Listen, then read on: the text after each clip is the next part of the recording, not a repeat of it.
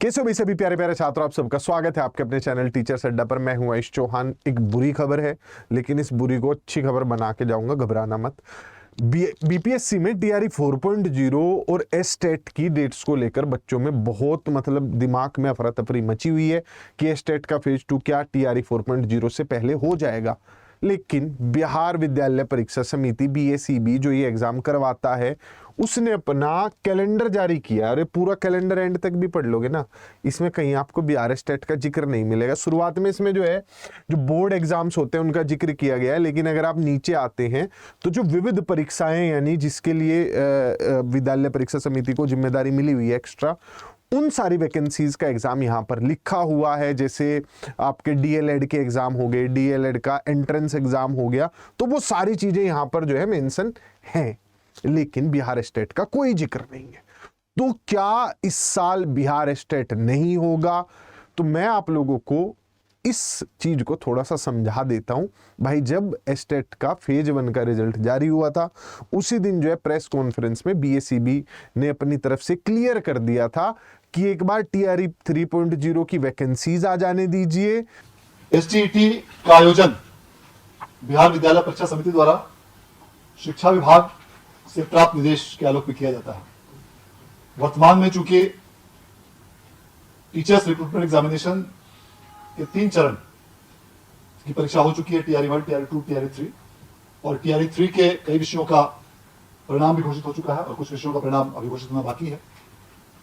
अतः अलग अलग जिलों में अलग अलग विषयों में शिक्षकों की कुल स्वीकृत संख्या के आधार पर अब इन तीनों चरणों के परीक्षाफल आने के पश्चात, अभी चूंकि टीआरई 3 के कुछ विषयों का परिणाम अभी आना बाकी है, तो जब भी टीआरई 3 के सभी विषयों का परिणाम आ जाएगा, उसके बाद समेकित रूप से एक स्थिति उभर कर सामने आएगी कि किस विषय में, किस जिले में, किस स्तर पर कितने शिक्षकों की रिक्ति अभी भी अवशेष है।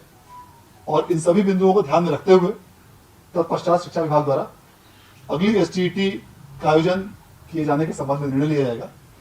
और एसटीईटी के आयोजन का निर्णय चूंकि शिक्षा विभाग के स्तर पर किया जाता है और समिति उस निर्णय के अनुपालन में परीक्षा का आयोजन करती है, और शिक्षा इस परीक्षा के सभी प्रकार के गाइडलाइन, कट ऑफ, एलिजिबिलिटी इत्यादि का निर्धारण राज्य सरकार द्वारा शिक्षा विभाग के माध्यम से किया जाता है। मतलब रिजल्ट आ जाने दीजिए, उसके बाद शिक्षा विभाग काउंट करेगा कि किस विषय में किस जिले में कितनी भर्तियां हैं, तो उस हिसाब से ही हम लोग एस्टेट करवाएंगे उन सब्जेक्ट्स में जिनमें भर्तियां आएंगी टीआरई 4.0 में। टीआरई 3.0 के बाद ये सारा बयान उन्होंने अपनी प्रेस कॉन्फ्रेंस में कहा था। तो मतलब मुझे नहीं लग रहा था कि टीआरई 4.0 से पहले करवाएंगे वापिस एस्टेट, लेकिन करवा रहे हैं। और जिस बच्चे को शक हो एस्टेट की मंशा पर कैसे कैसे होता है, ये बयान भी एक बार सुन लेना आप लोग, जो मैंने अभी चलवाया था, इसे देख लेना। लेकिन फिर भी कुछ बच्चे होते हैं जिन्हें शक होता है, तो मैं आप लोगों को इतिहास थोड़ा सा एक बार दिखा देता हूं। बी एस्टेट नोटिफिकेशन 2023 की एक बार आपके सामने स्थिति लाना चाहता हूं, उससे बहुत सारी चीजें क्लियर हो जाएंगी।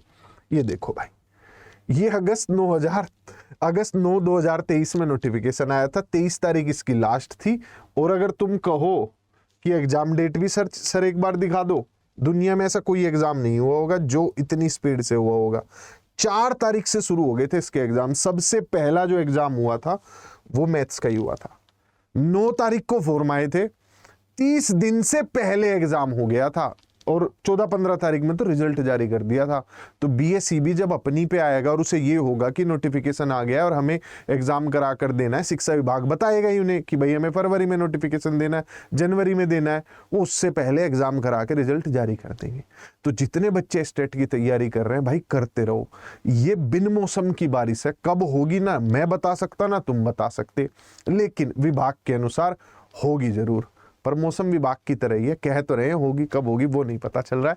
तब तक के लिए जितने भी बच्चे तैयारी कर रहे हैं, नीचे बैचेस में जुड़ने के लिए नंबर दिया गया है, उस नंबर पर फोन कीजिए और बैचेस में जुड़िए और अपनी तैयारी कीजिए। Bye bye, take care. Subscribers carnival 9 तारीख 5 बजे क्या है, जरूर जुड़िएगा।